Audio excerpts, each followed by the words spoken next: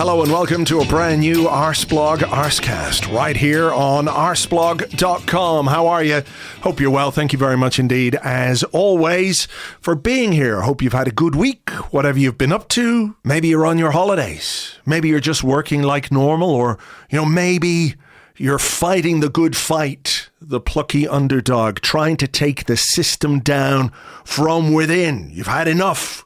You're not going to stand for it anymore. You deserve success. And your prowess, the thing that they're all jealous of, they're trying to stop you. They're trying to prevent you from experiencing the joy and happiness that success brings. Has there ever been another organization like yours which has had the word unprecedented used in so many different ways? Unprecedented to win 4 titles in a row, but an unprecedented 115 charges leveled against it. An unprecedented rise in commercial income over the years, and yet it's unprecedented that the chief guy of the league that you play in just doesn't bother turning up to give you your unprecedented 4th Premier League title in a row, and your 6th out of the last 7. They're all just jealous of your success. Your unprecedented success, you might say. So why not keep that theme going with some, unprecedented legal action against said league on the basis that you're being discriminated against and people are trying to stop you from being successful, even though you've had unprecedented success by any measure, by any standards.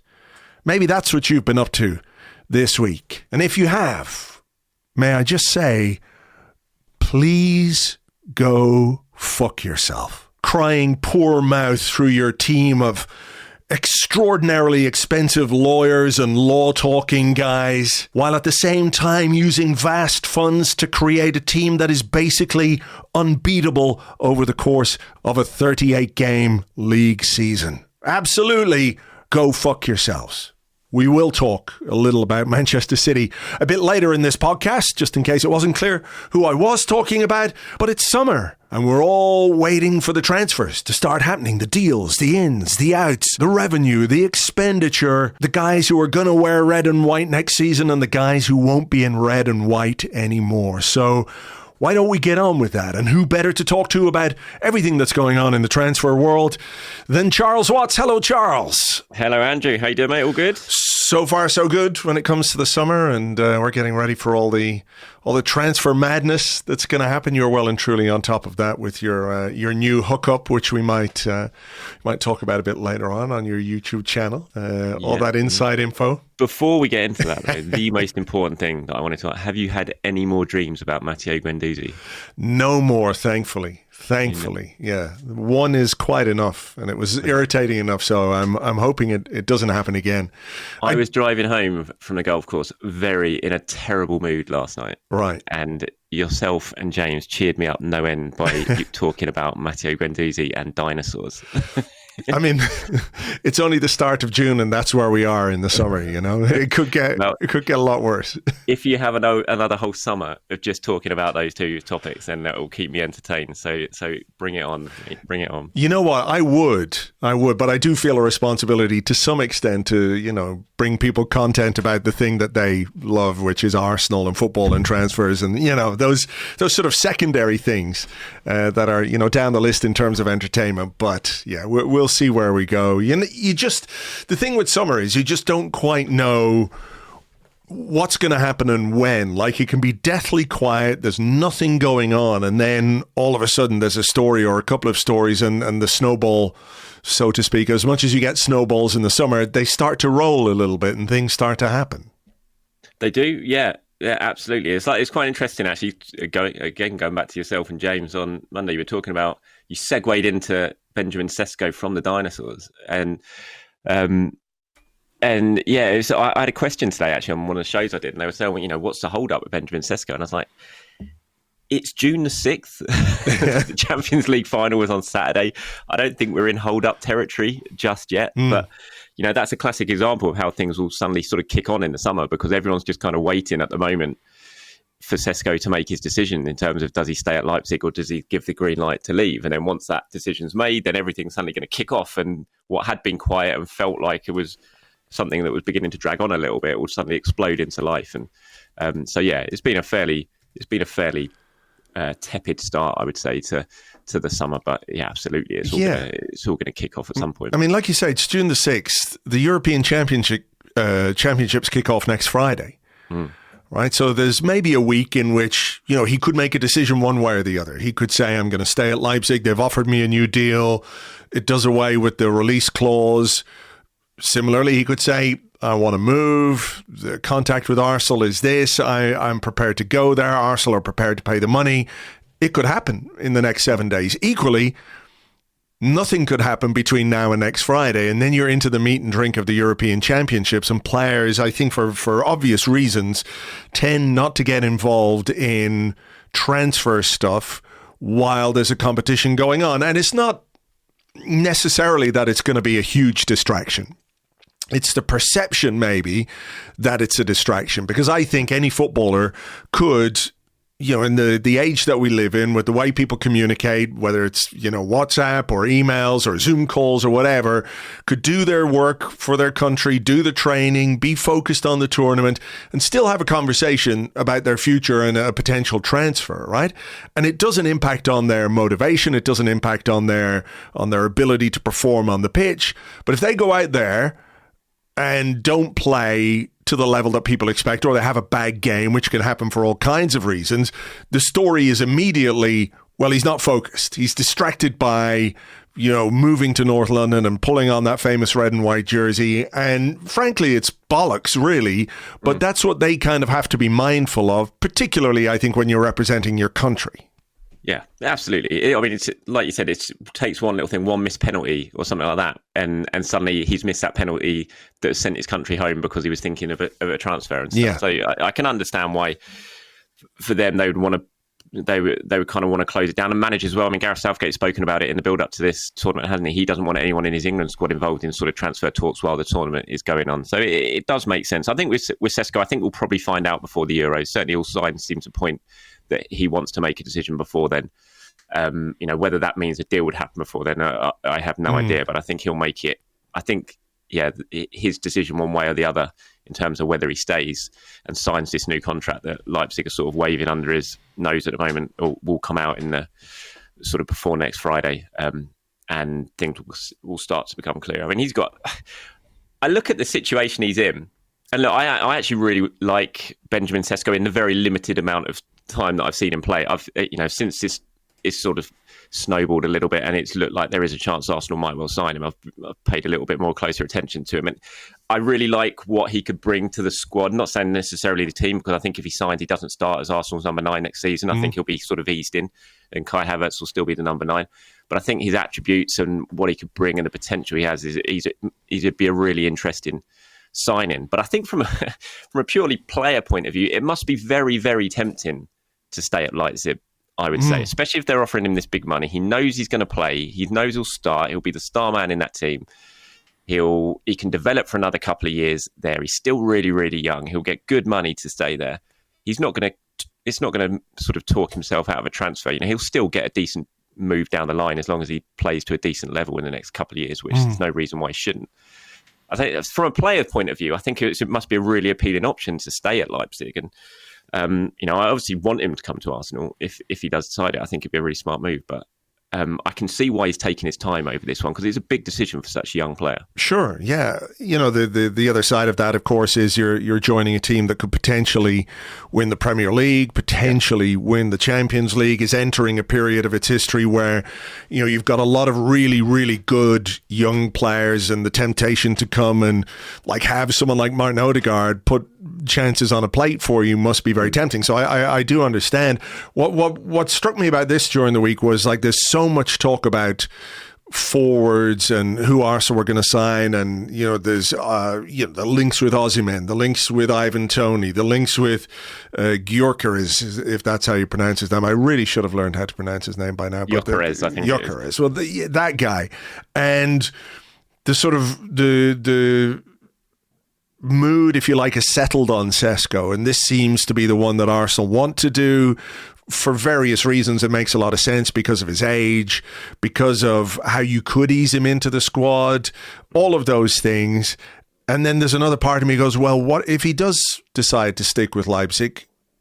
Where do Arsenal go next? What next for the forward signing, and who else is out there, and who else do they have on their list? And maybe we just don't know. Maybe they have like alternative 1, 2, 3, and 4 ready to go in the same way that they had Trossard ready to go when they didn't get Mudryk. You know, it might not be as exciting a signing, but it might be an effective one, or even a more effective one, as we saw with Trossard versus Mudryk in terms of what they produce for their various clubs. But I'm really curious as to how this one plays out. And, you know, people get so invested in the idea of a particular player coming to a club at a particular time that it can resonate for years and years, from Sebastian Frey to Jan Mvia, you know, all of these names that people are, this is the guy we have to sign. And even if down the line, you know, it turns out we're probably better off that we didn't sign that guy, it's hard to sort of change the collective mind, if you like, on players and who people really want to bring in.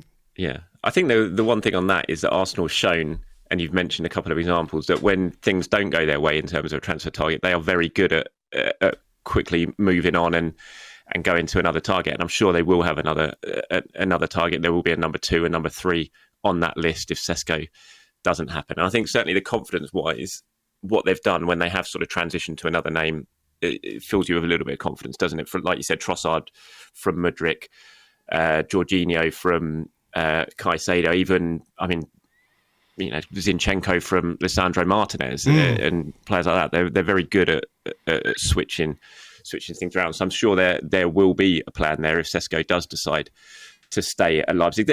I mean, there are other clubs in the mix as well. It's not just Arsenal, it has to be said. You've got Chelsea, Manchester United. You know, the agent has spent the last 6 months travelling around, talking to these clubs. You know, the offers will be on the table. They'll know exactly what they're being offered from those clubs as well as Leipzig. And I think the interesting thing from Arsenal is, which I think is a really good sign in terms of where the club has come from in the last couple of years and where they kind of see now, is you look at those clubs, you know, Arsenal, Man United and Chelsea, there'll be 3 offers on the table. Well, there are 3 offers on the table from those clubs.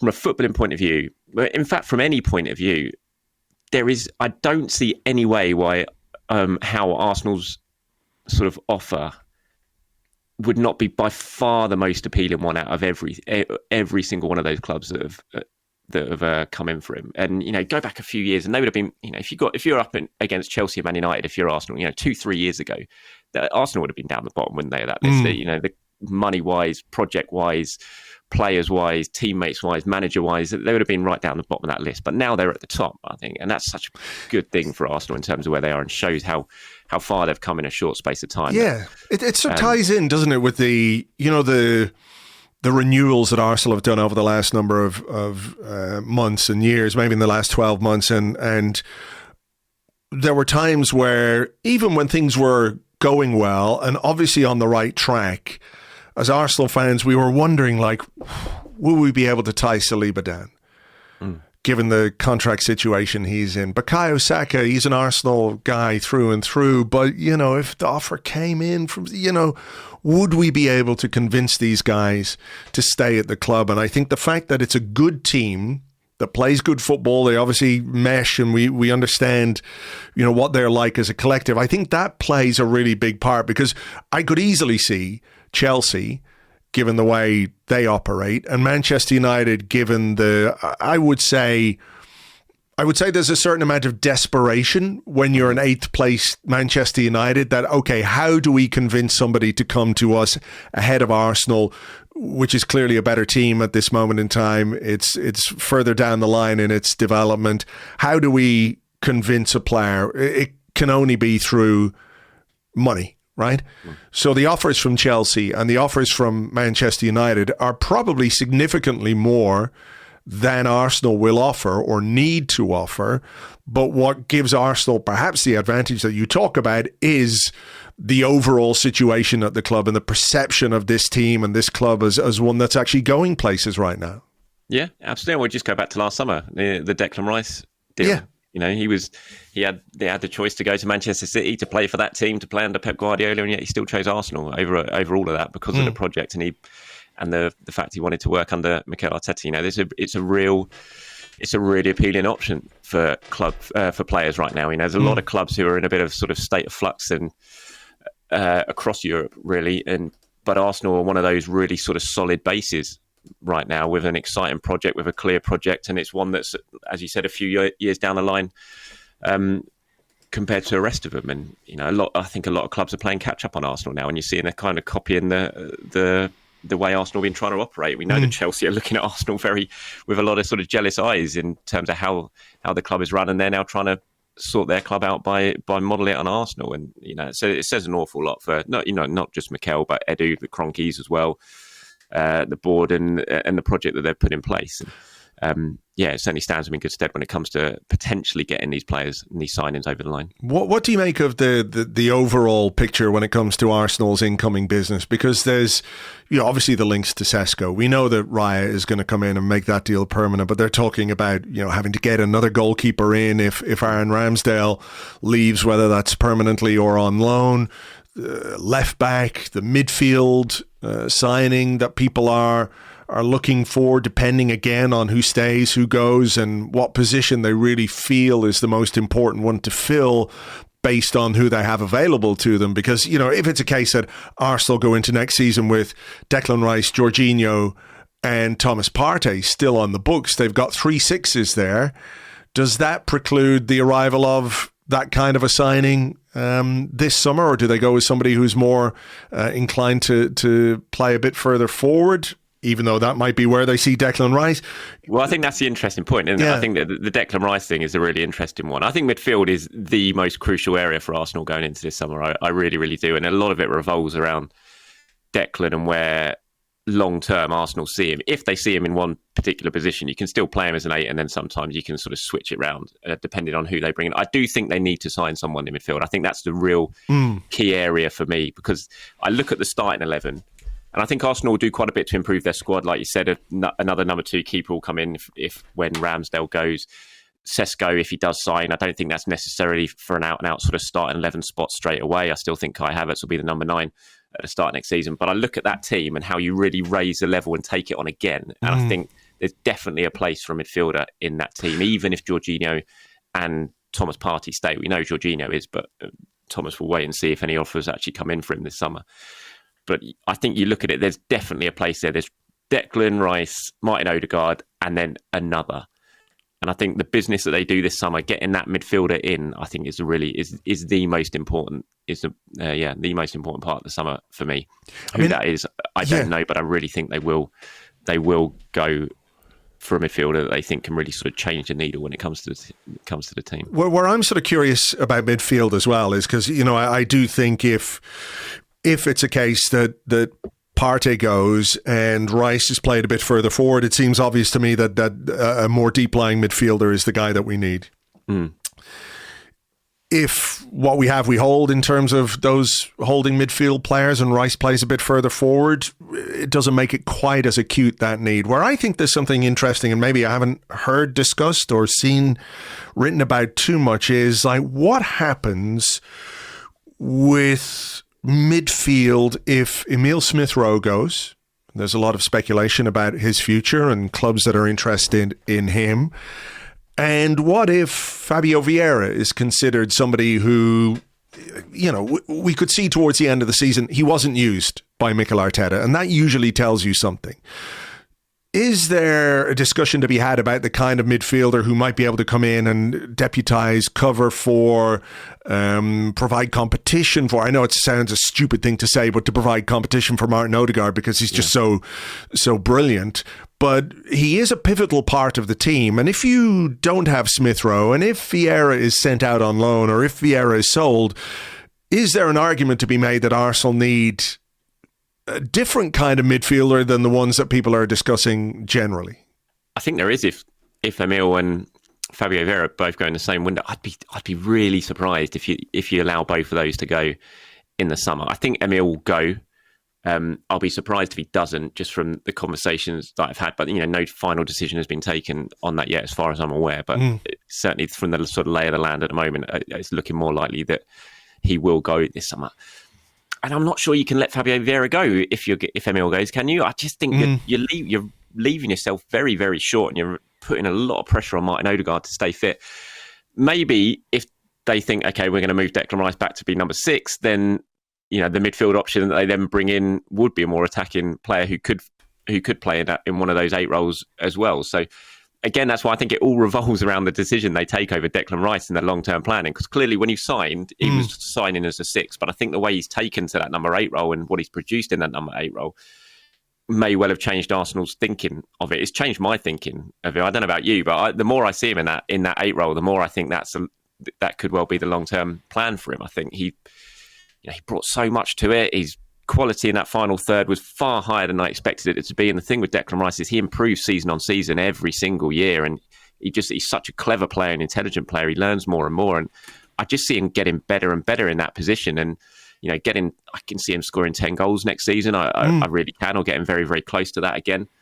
And so that's why I look at it and I just think a 6 is probably the more likely option. But if they go back with Declan, then yeah, I think maybe you sign a more attacking player in there. It all rolls around him. I really think it does. I mean, the other thing to consider is maybe, something that we're not aware of yet, which is that there might be something in the way that Mikel Arteta is planning his team for next season where we're thinking, okay, does Declan Rice play left 8 or does he play 6? Maybe those roles aren't quite as defined next season. Maybe there's a tweak to how the midfield is set up by Mikel Arteta to sort of offset that black and whiteness of that particular decision. Is he an 8? Is he a 6? Maybe he's something in the middle. Like, is he an archetypal box-to-box midfield player? There's talk of Arsenal being interested in a left-back this summer. And I can completely understand why, and that's something I've written about and talked about quite a bit, where I think that is a position where there's just so much uncertainty. We need to have a bit more clarity about who is in there. But then what do they do? What does that left back do? Do you get like a Zinchenko that can defend, to put it in really basic terms, who can do the inverting thing but can also defend in the way that you want a left back to defend? Does the role become a bit more traditional? Do you decide to have somebody who can overlap rather than invert? These things aren't quite clear to us yet and may well play a part in what the club is going to do and how they approach the kind of business they do. So, one signing here might tell us a bit more about midfield rather than a midfield signing on its own. Yeah. I mean, Jurrien Timber has to come into the thinking with that. Obviously, he started off playing left back, played it very well. He could do the inverted role. He was a better defender than Zinchenko. Obviously, when he signed, and I remember having conversations with people at the time, I was told he's coming in as a right back, but he's always played at left back. And even when he came back from injury and played those games for the under-21s, he was playing as an inverted left back in those under-21s games. And so I still kind of think that will probably be the plan. I think if they make a sale, say if someone comes in for a Zinchenko, then they'll really sort of push the boat out and try and bring in a defender. But I look at that and I think they've probably just got about enough, because that horrible phrase of like a new signing, and it is thrown about too much and it is an annoying one. But Timber is genuinely actually one of those rare occasions where it is like a new signing, because he is a new signing who's played basically one game or 2 games in the Premier League since he signed, and as long as he can be fully fit, and he's had a really good recovery so far, and they're very confident that he is looking very strong and he's going to have a good summer, then I kind of think he's probably going to be the starting left back next season. I'll be surprised if he isn't. I think Ethan Nwaneri is an interesting one as well. If you do let one of Emil or Fabio Vieira go, I think this is a season when Ethan needs to be given a little bit more of a pathway. And while the minutes that those two got were frustrating for them, I'm sure last season, I think Emil clocked up about just under 400 minutes. For him, that's, it's not great at all by any means. Just had a couple of starts, 10 sub appearances. You sort of give those minutes to an Ethan Nwaneri next season suddenly, and they're not frustrating for him. They're amazing for him, and it's a really great year for a 17-year-old and a good amount of minutes for a 17-year-old. And with these, when you have these players that you clearly like and you fight to keep, and Arsenal really did have to fight to keep hold of Nwaneri, you've got to then back that up by offering him a little bit of a route and a dip into the first team. And I think this will be the season that he gets those minutes. Not a lot, but if you let Emil go or a Vieira go, then maybe their place in the squad is filled by an Ethan Nwaneri who can take those similar sort of minutes. I do agree with you there. Yeah, I think they will look to integrate him and give him minutes. Cup competitions and maybe games in the Premier League where there's no jeopardy and you can give him those minutes and help him develop. I think that would be very important, particularly for a kind of special talent when you're that young and that good. He's the youngest ever player for Arsenal, and I know there was an element of let's show him that we believe in him and trust in him because we want him to sign professional terms and fend off the advances that were coming from Chelsea, from Manchester City, from a lot of big clubs who are offering a lot to take him away. I do agree with you. Just going back to the Timber thing, I absolutely agree that he can play left back. I would just be surprised if he was the starting left back, because where I think you try and need to find a bit of balance is on that right-hand side. Can Ben White do another 52 games in a season? I'm not sure. I think he pushed himself absolutely to his limits last season because there was nobody else. There wasn't the right option there. And I think what Timber gives you is that other option. He gives you another player who can start games. If you start him at left back, does that then put too much of a burden on Ben White to be the starter in all of those games? And if Timber isn't starting, who is going to fill that role at left back? I mean, it's not that there aren't options, because you've got Tomiyasu, you've got Kivior, you've got Zinchenko. We've also got Kieran Tierney, by the way, who will be back and still has a few years left on his contract. So it's not like he's 100% out the door, and I've got a little question about him for you now in a second. So, there's sort of four options plus Timber at left back. There's one option at right back. And I think when you consider the balance of the squad and how you weight the minutes over the course of a season, I think you have to consider Timber more of a right back in that sense, even if you could make a good case for him starting as the left back.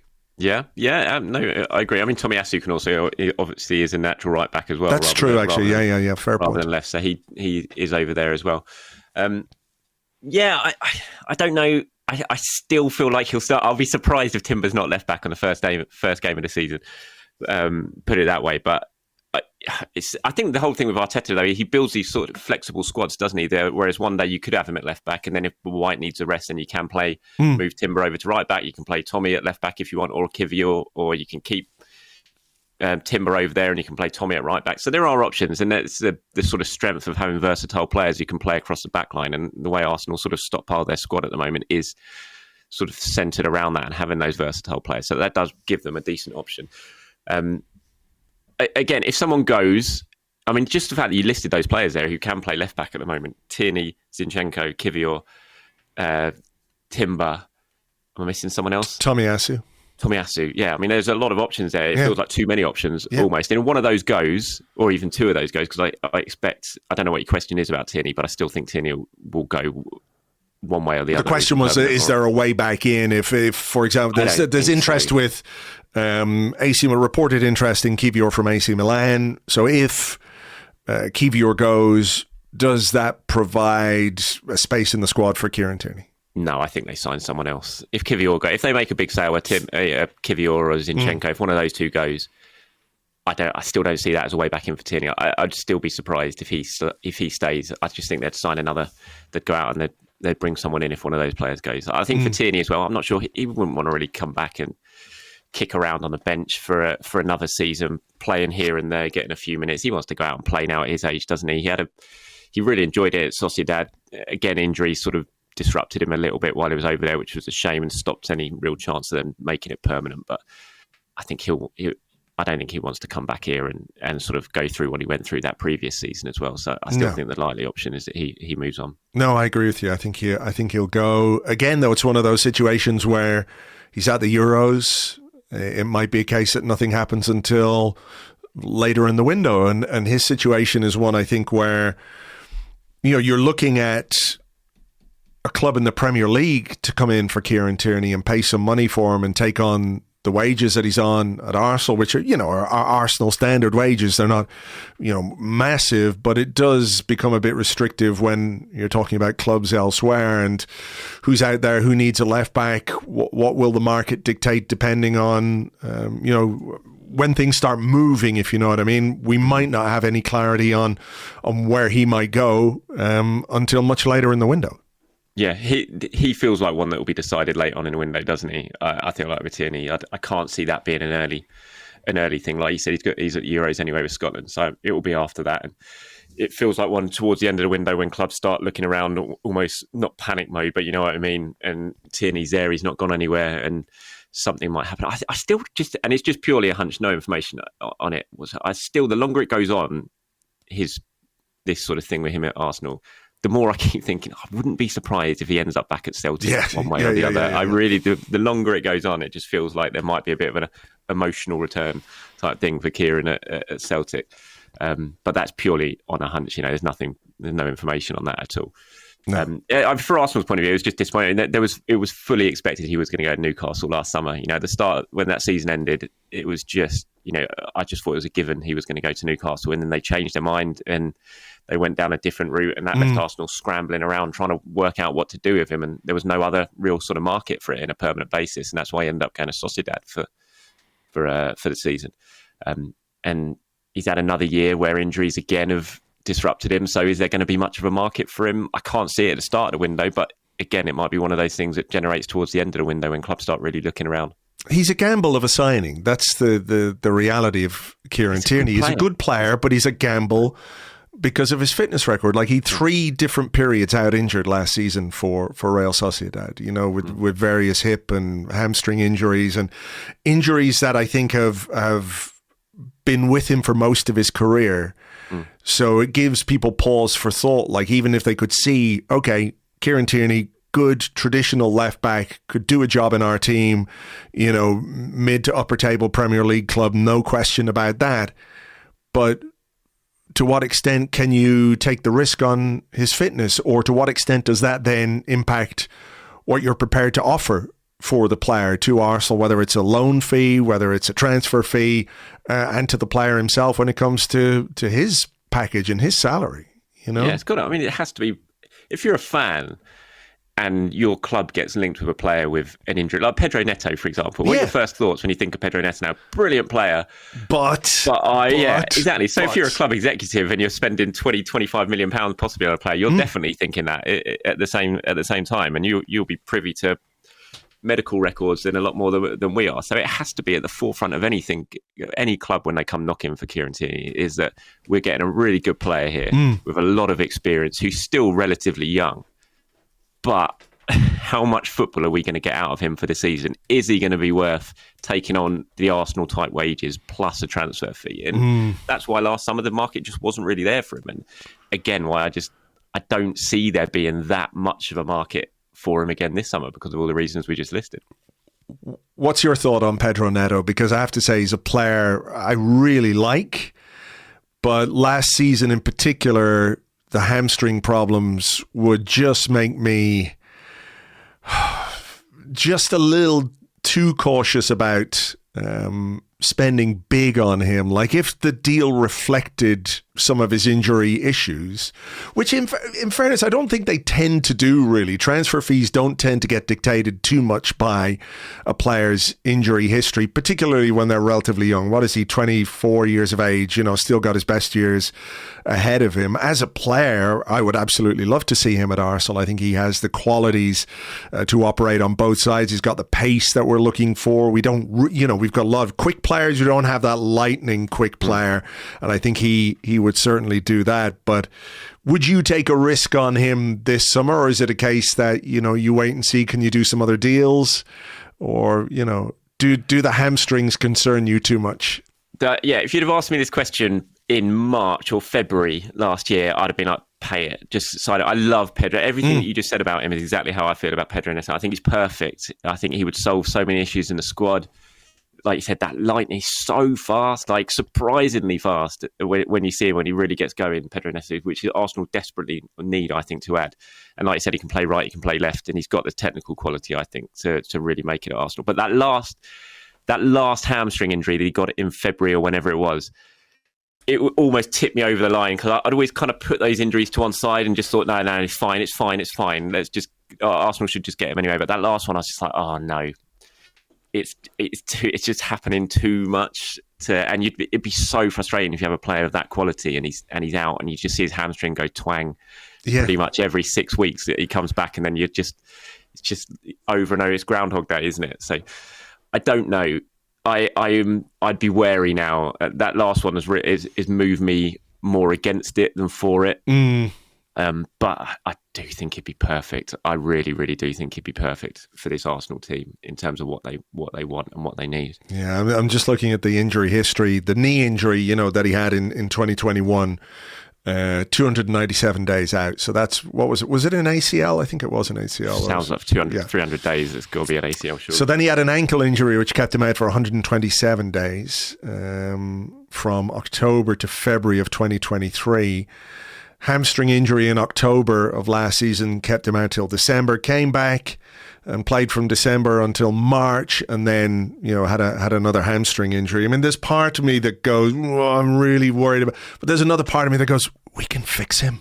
We can make him better. I don't know what kind of crazy crap doctors they have at Wolves, but we've got the good guys. We could do it. He's certainly a player who's been on the list, isn't he? He's been a player of real interest. I haven't heard anything about it for this summer, though. I have to say it's been pretty quiet when it comes to Neto this summer, so it's not one that I think I'm expecting to sort of happen, but you never know. I mean, the fact that the interest is there and they like him, I mean, it wouldn't take much to suddenly spring it into action. And again, if you miss out on your Sesko type player, suddenly you think, well, what else can we do? Mm-hmm. I don't see Arsenal panicking. Sesko doesn't happen and they don't have anyone else that they think we definitely want to sign him in terms of a striker. I don't see them suddenly bringing someone in for the sake of it. I think, sort of history recently suggests Arsenal won't do that. They're not prone to making panic decisions in the market now. So it might be that they then think, okay, we're not going to sign a striker. We'll go with Kai. We've still got Gabriel Jesus, obviously, who we hope we're going to get an awful lot more football from this coming season. So let's go out and invest that money in more of an out-and-out wide player like a Pedro Neto. So, he's certainly one that he would get those sort of exciting butterflies going if you do sign him, but he would come with a little bit of fear over. It's the same with Michael Olise as well. See, I love Michael Olise, and I think he's, again, I know Arsenal definitely, they were well aware at points last season, especially after the Champions League exit, that they needed that sort of player that, in those sort of tight games when it's not really working, who could just open a team up and do something out of nothing, And Olise, for me, definitely fits that sort of bill. And he will just suddenly, if you're struggling against a low block, he's someone who'll suddenly come up against a defender, chop him one way, and then just bend one in the top corner from outside the box, and suddenly bang, the game's alive, and you've got that goal that hadn't looked like it was coming. But again, he's got injury issues, Olise, who you'll play him for 2 months, he'll be great, and then suddenly he's out for a month or so, and then come back and it's Groundhog Day. So. Yeah, I mean, I have to say, my pal at HLTCO, Dan, who's a big Crystal Palace fan, obviously, and runs that podcast. Well, I've talked to him about Michael Olise quite a lot, and his view on Olise and the injury issues, it was more about management of ongoing issues rather than him being injury prone. Right. In his opinion, anyway. And as somebody who watches Palace week in, week out, I'll take his word as gospel on that. And I don't want to give too much away from what he said, but it was more about maybe asking too much too soon from a player, rather than an inherent kind of injury proneness, which I think is more applicable to Pedro Neto. But like Michael Olise, oh man, I think he would be just amazing at Arsenal. I think he's a wonderful player, and I think there's a versatility to him that we haven't necessarily quite seen yet. People will say, well, he plays right side for Palace, and we have quite a good player there ourselves, actually. So where would he play? But he just strikes me as somebody who could move inside. He could play on the other side. The technical ability is fantastic, and there's a lot of end product there. When you look at how little he played and what he actually produced, I mean, that to me is like, ding, ding, ding. If you can get this guy, get this guy. But I'd say there's a lot of interest out there, not just from Premier League clubs, but maybe clubs abroad as well. Yeah, I mean, there will be, especially when you've got an attractive release clause like he has. And I mean, you just have to look at Crystal Palace results when he's in the side and when he's out the side in terms of the impact he makes in that team. He's such a special player and a special talent and mercurial talent, isn't he? And again, I look at Arsenal's squad and it's so well put together. It works so well, together in terms of how the players play and how they know each other. But that off the cuff type, I think there's that little ingredient is missing from the squad, and he would bring that absolutely. So I have my sort of dream signings for this summer, and like Alexander Isak would definitely be my first choice for the forward, but that's obviously not going to happen, and for loads of reasons. But then Michael Olise is, absolutely there as well, for sure, and Pedro Neto. So I mean, those sort of players are the ones that it would really excite me if Arsenal could dip into the market and sign one of those type of players. I completely agree on Olise. He would be probably my number one of a realistic signing that we could have, because I think, like you, there's no chance that Newcastle let Isak go. Let's do a little question here. We had some, just going back to midfield, WMD Gunner was talking about Newcastle refusing to sell Bruno Guimaraes for less than his release clause. Who then will be the top target for Arsenal midfield? Zubimendi seems happy to stay at Sociedad. Frenkie de Jong feels like wishful thinking. You're absolutely right there. Would it mean someone... He would be another player. Oh, well, yeah. Don't get me wrong. I take it. But I think there are reasons why that won't happen. And most significant are the wages. Absolutely. But then they're talking about players like Amadou Onana and Douglas Luiz. He feels they would be underwhelming options. And Johnny Bowe says, Fabrizio Romano says, we've made contact with Onana and he's a target for us. Charles, I recall you saying you like this player from his performance against us 2 seasons ago. He's also excellent in the last game we played against him a month ago. What would you both think about the signing of Onana? And maybe, are there other options? It's quite possible as well that there are other options, given that Edu has all these dossiers on players, that we're not aware of yet. Yeah, I mean, there'll definitely be options. I think Zubimendi is very much towards the top of the list as well. But again, you've got to wait and see if he decides he wants to leave Sociedad or not. Onana is an interesting one. And I forgot the name of the guy who said the question. And when we went up there, and it was Sean Dyche's first game, the 1-0 a couple of seasons ago, wasn't it? And when you're at a game and you just see someone who you just think, oh my God, he's so good. It was such a brilliant performance from him. I was sitting at the press box at Goodison as well. He ran right on the halfway line. You get the perfect view of the pitch, and it was a monstrous performance from him. He was absolutely everywhere. Driving forward, sitting in front of the back four, it was proper box to box. So powerful, a technical quality as well. And it just caught my eye so much. When you see someone who has that sort of performance in front of your eyes, it's very tough to get it out of your mind. So I've always had that sort of soft spot for him. Onana, he did play well at the end of last season. I really liked him when he played for Belgium against England at Wembley. I watch him a lot whenever I'm watching an Everton game or a game and Onana's playing. I watch him a lot because of that performance he put in against us. So, but when I speak to people who see him week in, week out, there's a lot of inconsistency there with him. It's like he'll play brilliantly one week and then there'll be 4 or 5 games where he's very underwhelming, and then he'll pop up again and have a really good performance, which I suppose he's very, very young. That's going to happen. And you come to Arsenal and you start working under that coaching group, I think you'd be very confident that you would get that inconsistency out of him. So I wouldn't be against it. I mean, the Fabrizio stuff from this morning, it's been when I look at what Fabrizio said, it's taken out of context a little bit. It's not that they've made inquiries of Everton. I've seen like Arsenal in talks over Onana. He basically said, look, behind the scenes, there's been they've discussed him, and that's been going on for a long, long time. In January there was talk from Belgium that they were in advanced talks behind the scenes, and that was never the case. But there's definitely been contacts sort of with the players. I think that's all that Fabrizio was saying. So, but yeah, he's an interesting one. He wouldn't be at the very top of my list for this window, because I think the midfielder Arsenal doesn't need to be a project. I think it needs to be someone to come in and really take the starting 11 to a potential next level, if you see what I mean. And I'm not sure Onana does that straight away. I think there's probably other options. I really like the idea of Bruno, and I know I've listened to you talk about Bruno before, and he is a horrible shit. But I do wonder if he's your horrible shit, that it's a lot easier to take, if you see what I mean with it. And I think it would take a little bit of getting used to, and there'd be a few things that you'd have to sort of put to the back of one mind. Certainly, a very big elbow to the back of Jorginho. Yeah. It's one of those.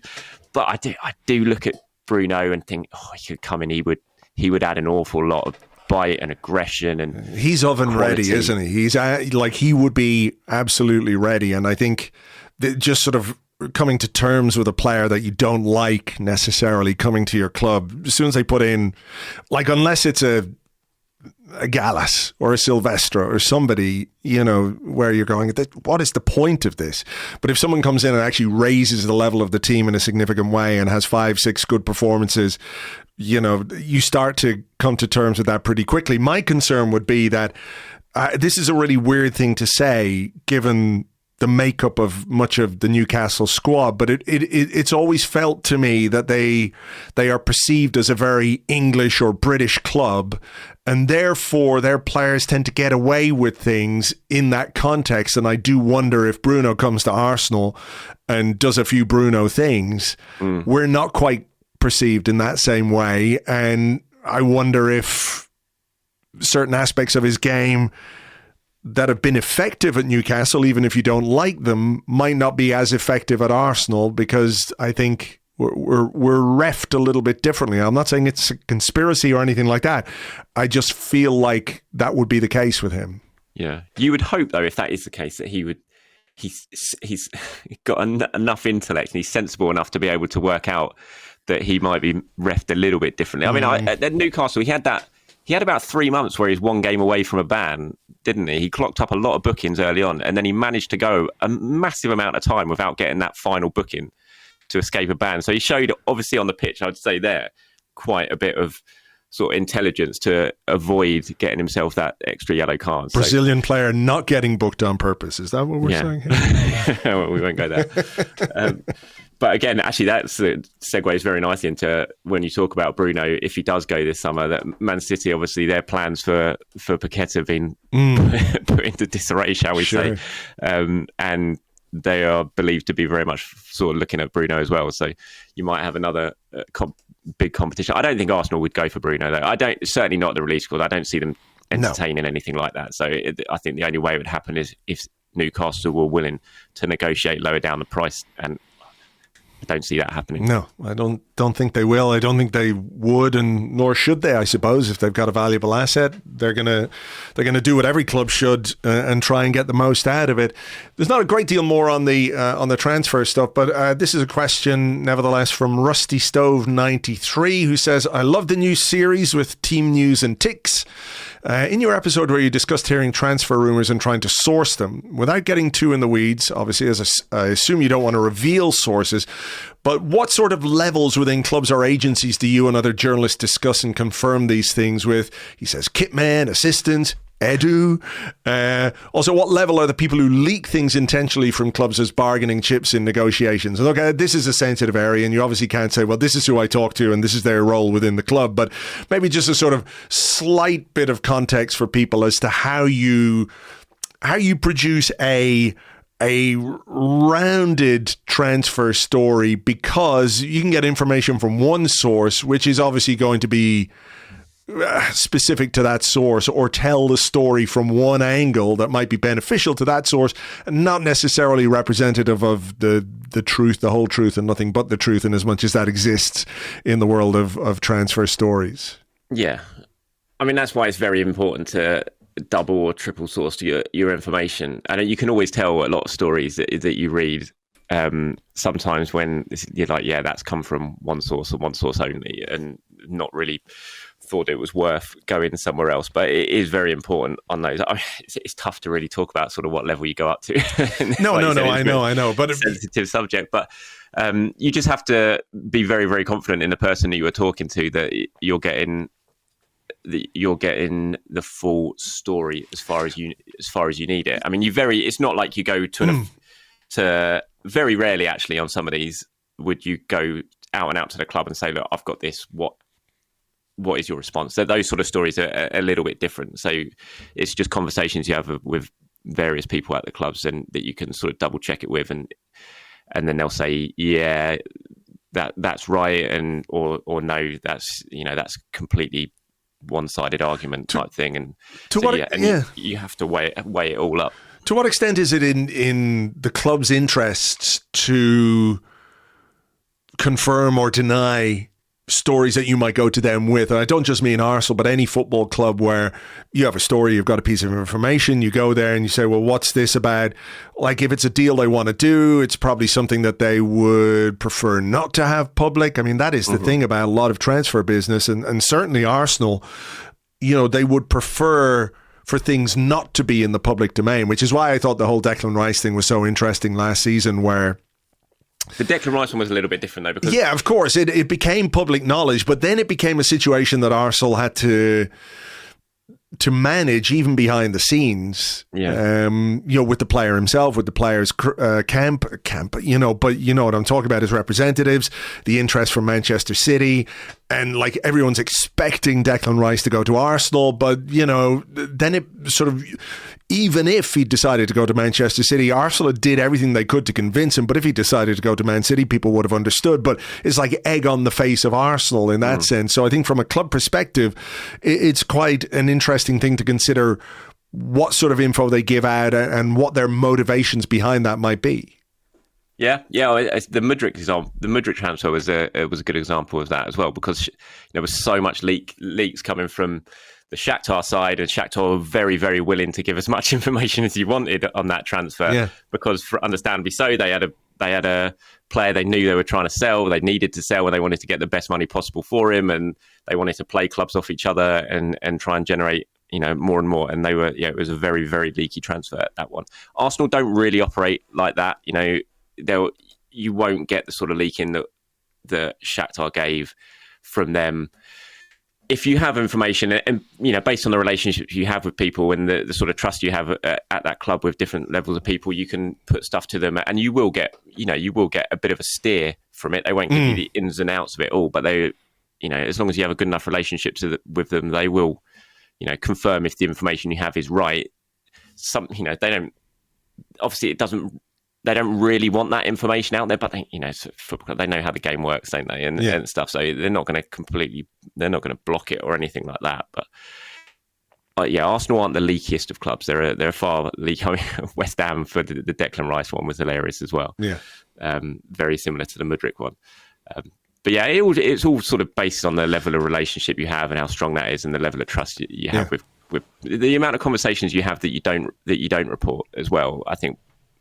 Yeah, of course. It's just sort of you're having conversations every day, every week with people about certain deals that could or could not happen, just so you know the lay of the land and where it all stands. But you're not reporting on that. Yeah, it's all it all informs the level of trust then to them, that you're not going out there just repeating everything that they say. It depends what sort of state the transfer is in when you actually report something. Has your opinion or perception of the transfer window change? Because I can remember we talked a few years ago, and we talked about wasn't there like a ranking of ITKs, or people who are in the know when it came to the transfer business? Like, I think it was on Reddit, where they're like, well, this is tier 1, this is tier 2, and you were like, you're like, I fucking hate this. The football is about the football. I'm more interested in the season, and the off-season stuff, it drives me mad, because you're running around, you're dealing in rumors and that kind of stuff. But as the way the media landscape changed the way you have to think about that now, particularly as somebody who's operating solo in large part, that this is a huge area of interest for so many football fans, not just Arsenal fans, that you kind of have to embrace the madness to an extent. You absolutely do have to embrace it. It still drives me mad. Don't get me wrong. I mean, it's just it's just crazy.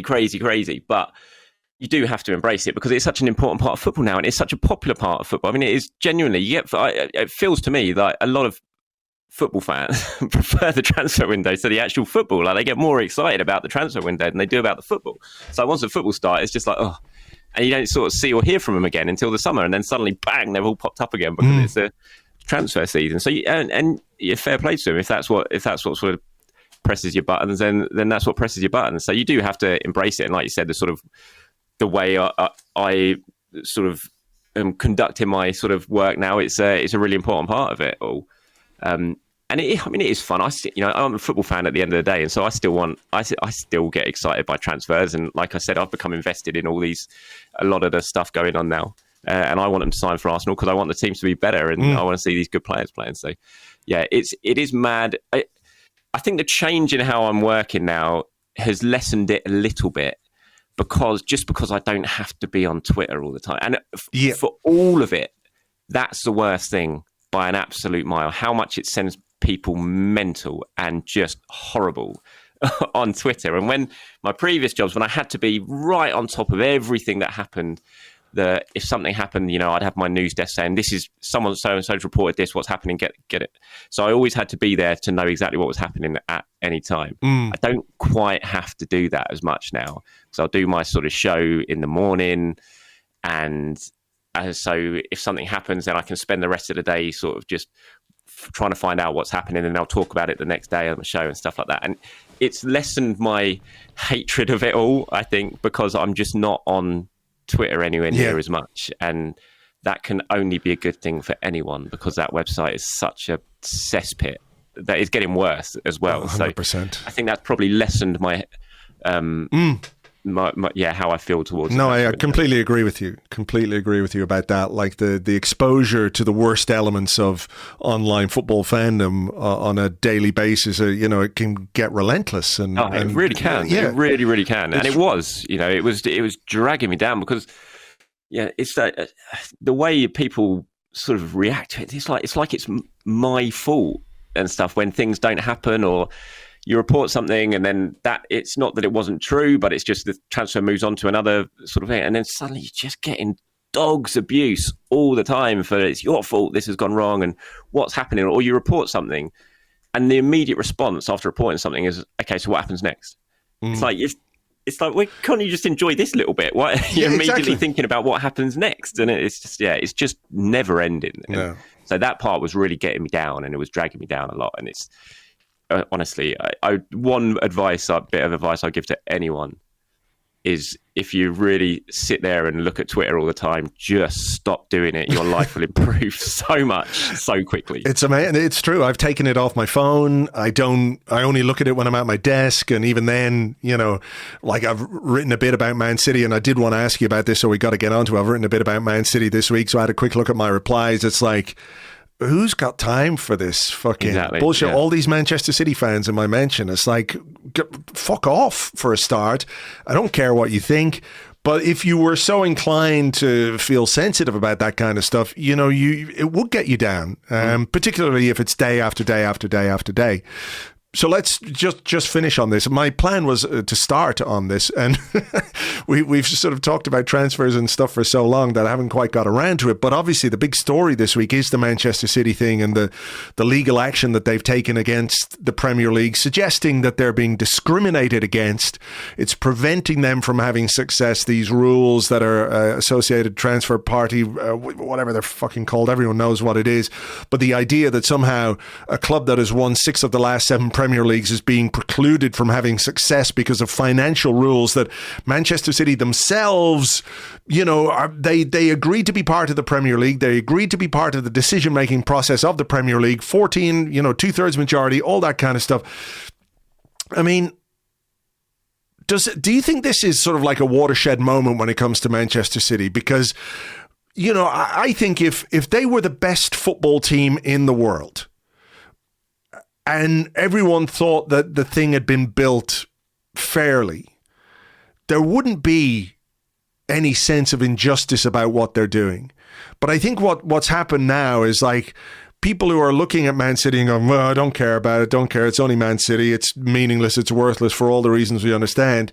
They've now sort of poked a hornet's nest in a certain way where people are going to say, well, actually, the reasons for your success and the building blocks of your success are tied up with the things that you are trying to say are illegal, even though you haven't done any of these things, but you just want them made illegal for your own benefit. The whole thing is just unbelievably grotty, isn't it? It really, really is. And I think it is a watershed moment. I think we're at a very, really important crossroads in it all because, if City were to win this legal case, which is farcical, by the way, but if they were to win this legal case, it basically gives them carte blanche to do whatever they want. And even with some sort of restrictions recently, they've still won 4 Premier League titles in a row. They've still won 6 of the last 7 Premier Leagues. If they were then basically given free rein or allowed to do whatever they wanted, I mean, where What's does the everyone point? else go with that? I mean, you're at such an important. It's such an important sort of couple of months coming up with it all, and some of the tyranny of the tyranny of the majority. Yeah, I mean that is genuinely a line that is going to go down in sort of football folklore. There, so tyranny. Yeah. I mean, that basically means so much democracy, doesn't it? It's the tyranny of the majority. It's just an unbelievable line on so many levels. And the fact that poor little plucky Manchester City feel like they're being discriminated against. I mean, some of it, they were talking about social media. Some of the posts are just hilarious. How they're taking down the Premier League cartel. City are going to take down. Did you see the post on that City Extra account that listed the squad list of the lawyers that they were going to? It was generally one of the worst posts I've ever seen on Twitter in my entire life, and I've seen some terrible posts on Twitter. Yeah. And it's like it's come to this, and it's just I mean, I read your blog yesterday. It was brilliant on it, and just a lack of self-awareness, and how it's such a classic example of when it's your club. And I would hope I would feel, I'm sure I would feel very different if this was Arsenal doing the same sort of thing. But for a lot of people, when it's your club, you just blinker it all out, and it's like, no, we're the ones being discriminated against. It's all against us, when clearly it is not at all. And no. Yeah, I think they just make me feel cold. They really, really do. Everything about Man City. I mean, I wanted Manchester United to win an FA Cup final. I mean, it says it all for me. And they just make me feel really, really cold. And if they were to win this, it does feel like a last throw of the dice to me. Because if they lost this case, where does that stand them going into the 115 charges cases? Well, I mean, that's part of it as well, isn't it? Because, the how do I put this sensitively? I think Manchester City have the resources to have a legal team that can tie up the resources of the Premier League in a significant way. I mean, there was that quote, wasn't there, when they were charged by UEFA, where City's chairman said he'd rather spend 30 million on the 50 best lawyers in the world to sue them for the next 10 years. And that's the mindset. And I also think part of the mindset of leaving people cold, that's part of the strategy as well. It's like, okay, well, we don't care. Look, they're just doing what they're doing. We know what they're doing, and who gives a fuck? I think this kind of thing where they're basically threatening to blow up the Premier League, and nobody, by the way, is saying the Premier League is perfect. No. Nobody is saying the Premier League is blameless in any of this, because I think this goes all the way back to Abramovich. It does, as soon as you open that stable door, the horse is well and truly bolted. There's a lot of good reading out there at the moment. Rory Smith did a great thread. Barney Ronay wrote a great piece in The Guardian as well. I saw Sam Dean with a really good thread on commercial revenues, which is amazing. Arsenal's commercial revenue, Chelsea's commercial revenue, the increases percentage-wise, they range from 131% between 2009 and 2019. Arsenal was the lowest at 131%. Manchester United up 300%, Manchester City up 1,177%. And, this is how they do it. This is how it's been done, is that, they do pay occasionally big transfer fees, and they'll pay 100 million for Jack Grealish, but we paid 100 million for Declan Rice. But it's about, that revenue stream allowing you to bring in somebody like Erling Haaland, and the transfer fee on its own is not extraordinary, but what he is paid and the package and how it's presented, this is how you fund stuff like that. And I thought it was fascinating last week. I don't know what you think of this, but maybe for the first time we heard something from a senior executive at another football club where Edu congratulated Pep Guardiola, all the credit to him, but there are things about Manchester City that I can't say. And I'm so fascinated as to what the perception is within the game, at other clubs at executive level, about what they think and what they know and what they understand, because football is a small business, right? And we can all sit here on the outside to various extents, and you can have your connections and you can understand things and get information, but what they know inside the game, is 10 times what we know on the outside of it, all the stories that exist. So I thought it was really, really interesting that Edu at least hinted at something about Manchester City that nobody else really has. No. It'll be interesting. It's the meeting today, isn't it, for they're doing the VAR vote, aren't they? And I can imagine how frosty that meeting's going to be today. There has to be a huge amount of resentment from football clubs over the way, over the way things have been done. There just simply has to be. And were things to go City's way now, like you said, it basically blows up everything that the Premier League has been built on and the way the Premier League has been run. And like you said, the majority rule will basically be gone. And you can just imagine what sort of impact that will have and how much resentment there will be towards Man City. But ultimately, I just don't think they'll care. I just don't think they'll care. They've, the way they operate, it's the way the business operates and the state operates. It's like, and they'll just carry on and it goes their way. They don't care what anyone else thinks about them. And I don't see that changing. No, they absolutely don't. And it probably goes some way to explaining why Richard Masters was at the Emirates, on the final day. That said it all, didn't it? It absolutely said it all. And I know Man City made a sort of joke about it and the fans made a joke about it. But the fact that the Premier League's, the big wig at the Premier League will not go and could not be seen sort of handing over the Premier League's crown jewels to Man City just said it all. How much of a farcical situation it really, really is. No, it really is. I mean, they did something unprecedented. And again, you can caveat it and you can put the asterisks there, but they won the Premier League for a fourth time in a row, and no other club has done that at any other point. And the head of the Premier League is at Arsenal. And I think, that's in no small part because of the legal action that Manchester City had taken. And even just the fact that they have won 6 out of 7 and they are suing the Premier League on the basis that they are being discriminated against, that this is impeding their success in some way.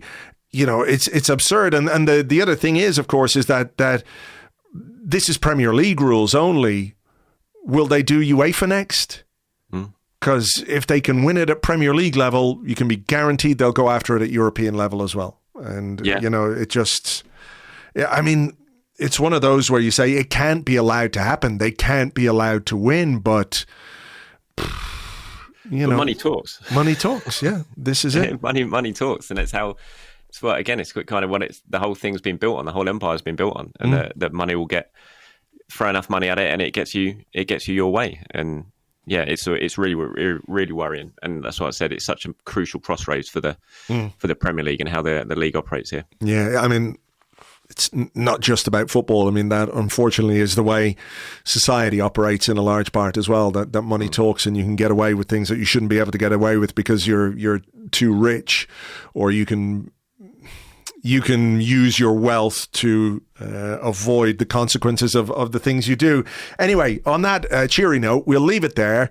Let's hope that the transfer window picks up soon. We get some players in, and we'll catch up during the summer. Charles, thanks a million as always. Nice one. Cheers, Andrew. Thank you very much indeed to Charles. You can find him, well, you can't find him on Twitter. That's what he was just talking about. So I won't give you his Twitter. You can check him out on YouTube, though. That's where he's doing his thing these days.